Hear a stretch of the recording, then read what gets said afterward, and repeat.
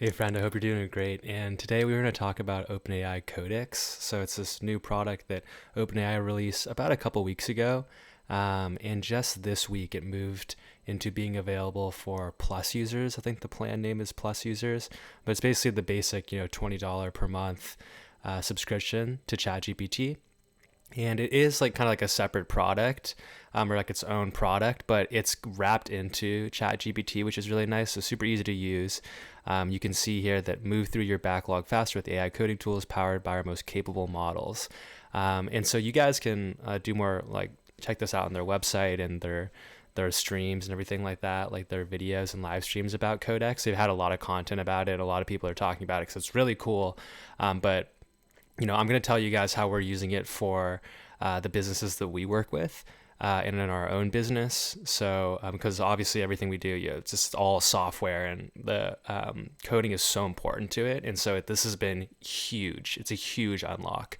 And what's so cool about this is that they actually have built an entirely separate model specifically for coding. So it's kind of like outside of like 4.0 or the reasoning models like O3 and O4. This is another model that's just built entirely for coding. So it's basically OpenAI's best coding product, which is really cool. So, and it's agentic. You can use the internet, and it's really good for large code bases.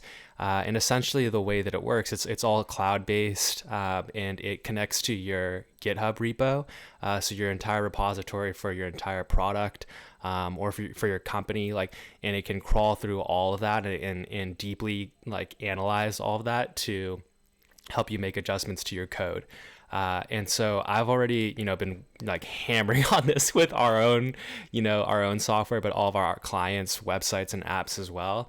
So you can see here that I've merged a bunch of code. And I'm going to show an example here. I love the UI. I just love OpenAI's design. Honestly, I think that it's phenomenal. And it's just so simple, because normally when you go into a coding IDE, it's so overwhelming, right? But this is just way better. And so not only can you kind of do any task here, so you can see I've been trying to improve SEO or fixing bugs or fixing images displaying weirdly. So you can do all of those things, but you can also do them for multiple projects, multiple branches, and you can do them at the same time. You can have these tasks all running at the same time in parallel, and you can step away from your computer and have it running a task overnight even, and then wake up, look at the pull request, and then review the code, and if it looks good, then merge it. It's literally total game changer if you're a software engineer. So yeah, you should definitely be using this if you're not using it and you're building software. But 100%, if you're a client of ours, you're already, getting the gains from this, because we use it for all of our clients. And it's a layer where our clients are on different platforms, but in today's example, I'm going to show you one for somebody whose website is built on Lovable. So it's a marketing website for a dental practice in Beverly Hills, and they do cosmetic dentistry, veneers and things like that for really high-end patients, and celebrities and things like that in Beverly Hills. Really cool working with them, and we want to improve let's see, actually, I like to say deeply analyze the code base to find best improve SEO and increase organic search traffic. Okay. So this isn't a super thought out, prompt. I've been seeing online a lot of developers do a really detailed prompt about look at this specific file, look at this specific error, this bug or whatever, but you can also it works great for really broad things too, like this, and you can see down here we have this the prompt here, and down here you have a dictate option, so you can dictate instead of typing, and then these buttons here are the action buttons, so either ask or code. And we're going to start with ask for our use case, because we're trying to find opportunities to improve the SEO. So this is a common thing. We'll kick it off. And we're connected to Exquisite Dentistry, which is the name of the practice we're working with here. So you can see here, it's the UI, it looks just like very similar to ChatGPT. It says, it's starting to do some work here, and so we can look and watch the things that it's doing. And also just in the UI, you can see here that there's a task initiated, and we could go back at any point and kick off other tasks. Like if I wanted to kick off another task and analyze SEO for one of my other clients too, I could do that as well for this other dentist or for my own website, right? So just kind of interesting that, and really, really powerful, right? Like not only, I guess like I could do this in different tabs. Like I could have a tab open for each one of these, like one in Lovable, one in Replet, one in Vercel. Like the clients are in different platforms like that, and could be, you know, having it do all these tasks individually. But this is cool because it's one interface, and it works super well on your phone too, like on mobile devices, and it's deeply integrated with ChatGPT and the ChatGPT app on mobile, at least. On desktop, like I'm on Mac OS, obviously on Mac it's not updated yet, but yeah, so you have to go into the browser to use Codex. So I'm not sure how much longer this is going to take, but I'll probably just speed it up, and then we'll come back once it's done, looking for the best opportunity to improve the SEO. Okay, guys. So I also clicked into the details. It's cool how you can see the logs of the whole thing. But so this is, you know, it's so great, right? It looks to see the logs is just like this. It's just like ChatGPT, right? Just like when it's doing its reasoning. It's so that if you're familiar with ChatGPT, it's just pretty much the same thing. Okay. So we have some notes up here about how it's constructed. That looks good. Robox CST, sitemap. Images, component, several aspects can be improved. Meta tags. Each major page sets its own title, meta description.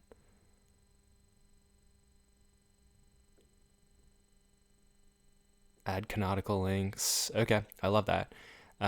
This is really good. This is totally right. Like this is the next kind of thing we need to work on for the site, is the canonical links. And so what you can see here, again, like I'll just remind you, this was an ask. And so if I type down here again, I can have it ask, or I can have it code specifically from here. And what is so insane, guys, is that you can actually kick off all of these tasks at once. So these are all, like, it hasn't done any editing to the code, right? It's kind of just analyzed it, and like it's saying, okay, this is what I found, and this is what I think we should do. And if this looks good to you, do it, right? And this is kind of explaining why it thinks you should do each of these. It's like, it's so well thought together. And so I'm going to kick off multiple tasks, and we're going to try to, you know, see if they're working better. Local business JSON LTD schema. Okay, I guess I don't, you know, the local, the JSON LTD or LD schema, I'm not sure about, but we'll try it. You know, I'm more like sure about the canonical like links. So that's actually going to be huge. We need to update that anyways, but I'm not as sure about the JSON LTD schema, but we'll see. So this is kind of, you can see, it has these other tasks here too, but we'll just leave those off for now. Like, let's just do two. Otherwise, I don't want the video to be super long. But so we can open up into each of these individually here. So you can see it's this is the JSON, and then this is the canonical URLs. So cool, right? So, and then we can come back here and we can see kind of what it's working on. And again, like imagine, like I could have kicked off all of those tasks that were down here, right? Or I could come back to this later and kick them off. Or I could kick off some more tasks from another client or in another branch, right? And test some other bigger features. Like it's just mind blowing to me, guys. It's totally mind blowing. So we're going to come back to this once it's done, and hopefully, yeah, it's all good. I'll show you how we go to the next step after that and get this live on our site. Okay, guys, so the canonical one is done. I think it might still be working on the JSON. Oh no, it finished both of them. Okay, so this is what it looks like. So we can see like kind of a summary of what it did over here. And then we can see the files that it changed, and then how many lines of code it removed and added. And so now this looks good. So we're just going to go to the create pull request button in the top right, and this is just going to generate the pull request in GitHub. Now that usually just takes a couple seconds. Okay, now it's done. So then we can go to view pull request. This will open a new tab with GitHub, the pull request. We can see all the information about it here, about the pull request. And then we have option to merge it down here. So it's so great because, you know, it does all of this for you, right? Like it adds these summaries, and you can go back and like look, so you can see your whole history of everything really easily, and it's just super, super powerful. And so that went and merged and you know, updated our live site. And so now, if I go to the website, you can check on it to see how it's doing. And this is the site. Looks good. Okay, so everything looked good in the incognito window, and that's good. You always want to make sure that you do that. And after you merge the pull requests, you'll see that it updates in the UI here too, so you know that it's been merged. So let's look at the other change that it made. It was working on, oh, here we go. So this was the JSON file it was looking at adding. Okay. Okay. So we're gonna create another pull request for this, and this is supposed to help us with our local business listing, and just help us with SEO more and get search engines and AI search algorithms, get them more information about the business easier. So, oh, okay. So we see now we have conflicts here.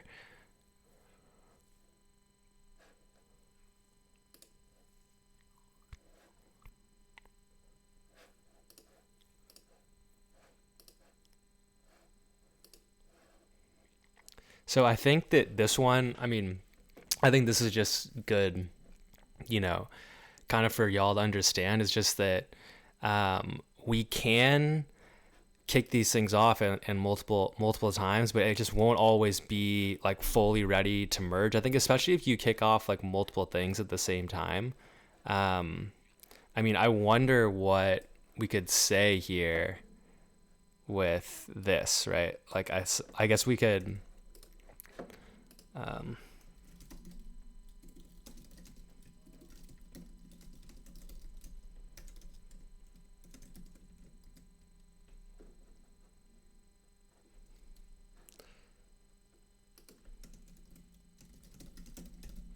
Okay, I'm going to tell it that we see that message, that there's a conflict in GitHub, that the branch has conflicts. So we're going to see what the issue is, the right way to fix this is. You know, I think that this might be, we're doing this all off of the main branch, which, you know, maybe we could have created separate branches for each of these, and then merge them all together at the end. But yeah, it's just something where over time, I think it's like kind of figuring out and molding and like working with the models and the tools to figure out kind of what the best thing is going to be. But yeah, we'll come back. Hopefully this will just keep hammering on this. Again, it's very similar to like kind of like a chat GPT UI, which is super cool. We'll come back. Okay, guys, it just finished. We can see here that it made some more changes. It created a totally new file and then made a bunch of other edits to these other files. And so this all looks good. And so we're going to say update branch, and then that's going to update that branch there. And then we can view the pull requests and see if it's all looking good. And so I think that, you know, the point I'll make here is just that it's so awesome, like how it's both making it faster to create the idea, like get it from idea to, you know, physical like code people can work with and engage with, or software people can work with. But I think what's also so powerful about this process that we're going through right now is that it's adding more checks and guardrails like this. Like basically, awesome. Like, but it just, I wasn't sure if it was going to work that time, but it's so good at that, right? Basically like making sure that you're not deploying stuff that's broken. And it's just adding more guardrails and making it much easier to not get into a situation where with these things that these tools, they hallucinate. I've had this happen so many. I mean, I've been working on this literally with these tools since they released, like since they first came out, and it's insane how much like better they've gotten. But before, literally, they would make a bunch of changes and you would deploy your website or your app, and then like half of the app would be gone or a bunch of stuff would be broken. It like seemingly completely unrelated to the stuff that you had recently changed that you missed. And so basically, the guardrails were really, really bad. Really, really bad. And the things would hallucinate a lot. So you couldn't really tell when they started to hallucinate. And then once they did, it was too late. And so it's so, I think, huge how the guardrails for these systems are being developed. And I really appreciate the pipeline that they've built with Codex that OpenAI has built, and how it's deeply integrated with GitHub, and how that it deeply like works super well with platforms like Vercel.vo and Lovable, which is what this site is built in. It just works super well with these. It's insane, and it's amazing. And even with platforms like Replet, tools like Replet that aren't as deeply integrated in with this whole process, Codex still works with tools like Replet. There's just a few more steps, and so for you guys that are building on Replet, like Replet apps and websites, I can have a video about using Codex for that soon. It's a little bit more complex, but yeah, it's so exciting to see this, right? And yeah, so I hope that this video was helpful, and I just want you guys to know, like, this is really helping me run Prism. It's helping our team grow a lot. It's helping the customers and clients that we work with. They're all benefiting from it already. And so definitely like get your engineers on this, get this added to your workflow for your business and add it to your product, and like start using it now, or sign up with Prism, and we'll add it to your site for you and get you all hooked up with Codex right away. So thanks for watching, guys. I'll catch you in the next one.